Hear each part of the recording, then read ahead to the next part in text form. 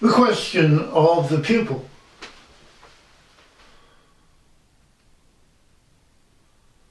You have suggested, because of this break in the chain of energetic production in us, we have fallen energetically to such a low level that we are trapped in structures. We have fallen into structures from which we cannot escape. And that Gurdjieff was teaching about these structures. This does not sound in any way like the traditional teaching ascribed to Gurdjieff. Could you explain something about these structures? What are they?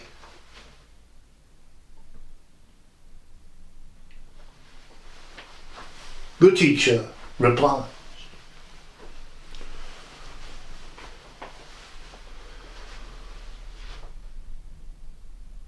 There are two fairly simple elementary structures that we fall into.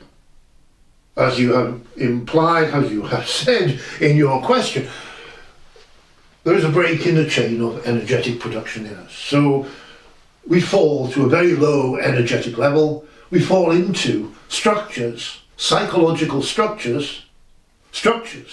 Man is a machine, remember. Gurdjieff is recorded to have said, although there are 1,001 arguments to show that this is not true, we can understand what he's saying. He's studying man as if man is a machine. And of course, a machine is a complex device made by man in order to perform a specific function or functions, and it always has an operator. So in studying the machine, we are not studying the operator. We are not studying psychology. We are studying the structure of the machine and the energies of the machine. As if we are studying a motor car. If you're studying motor mechanics, you're not concerned with the psychology of the chauffeur. Now, therefore, what Gurdjieff was teaching is the mechanics. And it's very simple. There are two structures that we can discover in ourselves and in Gurdjieff's writings that are very simple and explain, in fact, what Gurdjieff is teaching. Now, the first of these is Gurdjieff writes that we have two consciousnesses having nothing in common. He says early on in the book, almost nothing in common, but in the chapter on hypnotism, where this is explained more fully, of course, he says absolutely nothing in common. We have two conscious minds. This is a structure of a human being. Now, it sounds familiar to us because we have these ideas from Freud and Jung and these other geniuses, or genies are they called. We have ideas from them that there are two consciousnesses in man. We have a conscious mind and an unconscious mind, or a conscious mind and a subconscious mind. But we must be careful with this. So this is the first structure. It's a structure. We have two minds. And in fact, we have fallen to such a low level, we are living in the wrong one. So this is a statement about the structure of the ordinary man. And requires very careful analysis to understand exactly what Gurdjieff is saying and the significance of it. Now, in the Gurdjieff tradition, the traditional teaching ascribed to Gurdjieff, there is not a single mention that man has two consciousnesses. So this is very strange. This is why I suggest always that there are two completely different teachings associated with Gurdjieff. Now, the other structure, of course, that Gurdjieff points out in his writings is that we have three centres, or three brains. We are three-centred beings.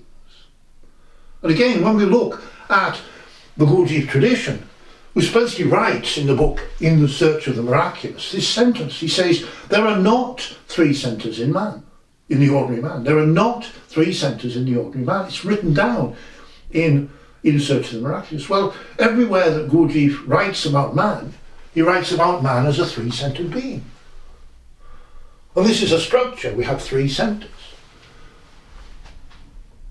And when we look at what Ouspensky has written and what Ouspensky was teaching about the centres. But he was teaching about the centres in terms of their functions, the psychology. And this is not what Gurdjieff was teaching. Gurdjieff was teaching this is the structure of the ordinary man. This is the structure of man, a three-centered or three-brain being.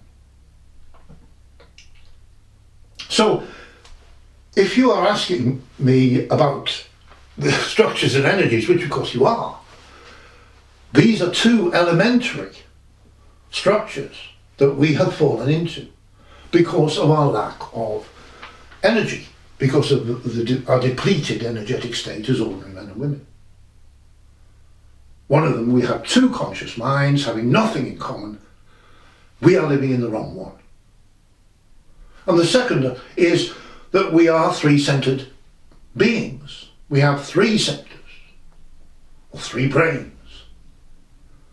And this is a structural situation. It has psychological consequences, but the psychology is a consequence of the structure. Gurdjieff is not, as I say, he's not teaching about the chauffeur. He's teaching about the motor car. How is the motor car made? What energies, what's its structure? How does it work? What energies are needed? What lubricants are needed? He's not talking about the psychology of the chauffeur. So we have a Gurdjieff tradition, and this is what I'm saying, and this is probably the origin of your question. We have a Gurdjieff tradition which is teaching psychology. It's teaching about the chauffeur, the driver of the motor car, the operator of the machine. And this is evident when we look at Ouspensky's teaching. For example, I think it's on something like page 10 or 12 of The Fourth Way, the book The Fourth Way. Although this is not written by Ouspensky, it is a record by Ouspensky's pupils of Ouspensky's teaching, which shows us what Ouspensky was teaching, what Ouspensky believed, how Ouspensky interpreted and understood what Gurdjieff told him. And Ouspensky writes these two sentences together. Man is a machine. And in order to control the machine, we must do this, that, and the other. Can't remember what he says, it doesn't matter. But these are two completely different teachings. Man is a machine. Gurdjieff was studying the structure, the energies of the machine, how it works, the motor car, mechanics. And in order to control the machine, this is about the driver of the motor car, the operator of the machine. This is about psychology. Completely different subject. So, thanks for your question, but I think there are two elementary structures. We have two conscious minds having nothing in common. We are living in the wrong one. And we are three-centered beings, or three-brain beings. Three centers. And what is the significance of this? Well, I've spoken elsewhere about the significance of this in terms of the fact that we can't remember ourselves. This is what Gurdjieff was pointing out. The fact that we have three centers means we can't remember ourselves. The fact that we have two conscious minds having nothing in common and we are living in the wrong one, we don't have consciousness of self. We don't have a true consciousness, state of consciousness. Consciousness of self. Of course, these are different things, but they are the statements are the consequences of these structures. And Gurdjieff was teaching about these structures. So if Gurdjieff appears to be talking about psychology, it's because he is pointing out the consequences of the structural situation. In one case, we can't remember ourselves. In another case, we don't have consciousness of self, a true state of consciousness. We are not conscious of ourselves. And these are taken in the Gurdjieff tradition as psychological truths, as if Gurdjieff was teaching psychology. But they're not. They're consequences of a structural situation, and Gurdjieff was teaching these structures. So I think that answers your question. Right. Well, it's not particularly complicated because we have these two structures. This is the core of what Gurdjieff was teaching. But the Gurdjieff tradition is completely different because it's dealing with psychology. So it's dealing with what it regards as a much bigger picture, a more important factors. It's about spirituality. It's esoteric Christianity. It's about the Sufi. It's about the glue sticks, or whatever. What are they called? Gnostics. Sorry. But Gurdjieff was teaching, let's look at man, the structures in man, man as a machine. And these are the two structures that we can easily identify and deal with. We have two conscious minds having nothing in common. We are living in on one. And we are three-centered beings. So there is this flow of the energy of attention constantly, and we can observe this as we develop in consciousness of self, something completely different. But as we develop in consciousness of self, we can observe this flow of attention in us between the three centers, which means we can't remember ourselves. So there are these two psychological consequences, completely different psychological consequences. One, we can't remember ourselves. The second, we are not conscious of self, generally speaking. We're in a state of waking sleep because we're living in the wrong conscious mind. So this is the fundamental basis of Gurdjieff's teaching. And once you see this, everything else, everything that he was telling to Ouspensky as the first step on the stairway, or the beginning of the first step on the stairway, this elementary teaching falls into place. And then we can move on to complete the first step on the stairway and move on to the second step on the stairway. Completely different. Because the second step on the stairway deals with perception. Why is there a break in the chain of energetic production in us?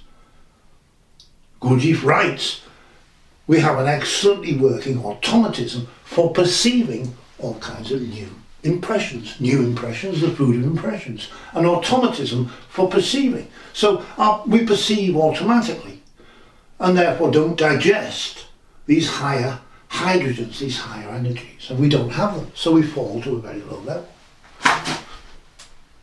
But the answer to this is, it deals with perception. It's got to deal with perception. We perceive automatically, so we've got to deal with this automatic perception. So there's three ways we can do it. This is the second step on the stairway. This is what I teach. We can disrupt this excellently working automatism. We can bypass this excellently working automatism, or eventually we can learn by understanding it to overcome this excellently working automatism. Therefore we receive the food of impressions coming from perception as we should. And we have these higher energies, and we can start to re-establish the third step on the stairway. We can start to re-establish the various chains of energetic production in us, which come from these higher hydrogens, the receipt of these higher energies, the food of impressions coming from perception. We can start to re-establish in a process of reciprocal maintenance. In a very complex way, we can start to re-establish the energetic background to a normal life, as opposed to the ordinary life, which is abnormal.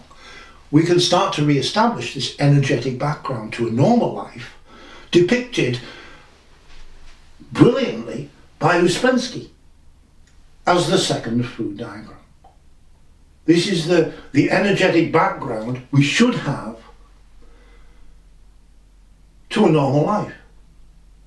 And we can start to re-establish and rebuild and reconstruct this energetic background to a normal life once we deal with the fact that we have this excellently working automatism for perceiving all kinds of new impressions.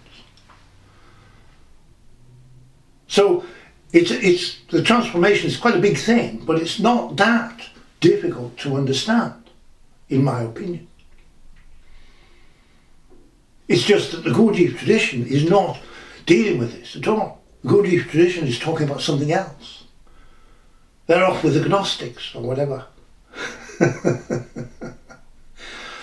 Or the Sufi. It's just madness. So we have what Gurdjieff wrote, fortunately. And from this, in conjunction with what Ouspensky wrote, and in conjunction with what Ouspensky taught, we can discern the nature of this transformation that Gurdjieff was teaching. We can discern the steps on the stairway. The second step on the stairway deals with perception. That's what I'm teaching.